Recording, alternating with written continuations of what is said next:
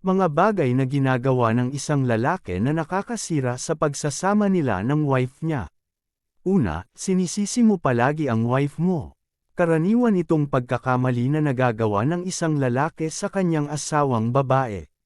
Kung palagi mo siyang sisisihin, mararamdaman niya na parang napakasama niyang tao at wala na siyang ginawang mabuti para sa relasyon niyo.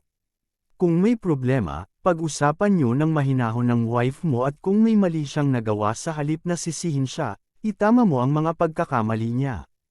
Pangalawa, labis na pagkagalit. Lahat naman tayo nakakaramdam ng galit, subalit kung ang pagkagalit mo isinasabuhay mo na araw-araw, parang may problema yata sa'yo. Ang lagi mong pagkagalit sa wife mo ay nagsasaad na may problema kayo. Kaya mas maganda na pag-usapan nyo kung anuman ang problema nyo. Hindi naman kasi masusolusyonan ng pagkagalit mo ang problema nyo ng asawa mo. Sa ginagawa mo mas lalaki ang chance na masira ang pagsasama nyo. Pangatlo, hinahayaan mo lang na manlamig kayo sa isa't isa. Minsan sa sobrang tagal na ng relasyon nakakalimutan na ang pagpaparamdam ng pagmamahal sa partner. Bilang lalaki naging sobrang busy ka sa trabaho para lang mabuhay mo ang iyong pamilya. Hindi mo na nga namalayan na may asawa kang nangangailangan din ng iyong kalinga. Hindi na nga kayo nakakapag-date na lagi niyong ginagawa noon. Upang hindi kayo manlamig sa isa't isa, mag-date pa rin kayo at maglaan ka ng panahon sa wife mo. Pang-apat, pagsisinungaling. Karaniwang ito ang nagiging dahilan ng pagkasira ng isang relasyon. Una sa lahat, ang pagsisinungaling ay nakakawala ng tiwala. At once na nahuli kang nagsisinungaling, partner mo lagi na niyang pagdududahan ang mga ginagawa mo. Nagsisinungaling ang isang lalaki kapag lumalabas siya kasama ng mga kaibigan, o kaya kung magkano ang ginastos niya sa isang bagay at kapag may kinalolokohan siyang iba. Panglima, may mga bagay na isinisekreto. Ayos lang naman na magsekreto ka sa wife mo, lalo na at tungkol ito sa mga bagay na maaaring makasakit sa kanya.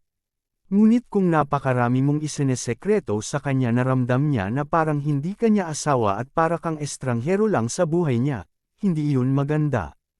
Ang pagtatago ng sekreto ay nakakasira sa relasyon, at kahit ano pa ang dahilan ng pagsesekreto mo, hindi pa rin magandang ideya na may isinisekreto ka sa wife mo.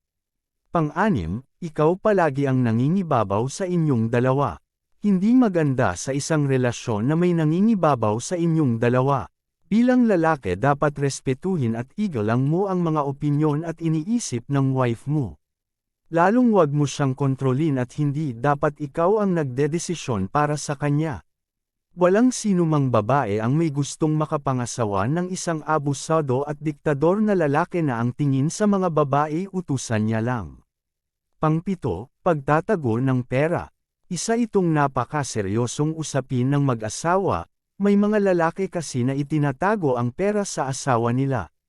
Bakit mo itatago ang pera mo kung alam mo naman kung ano-ano ang pinagkakagastusan ng asawa mo?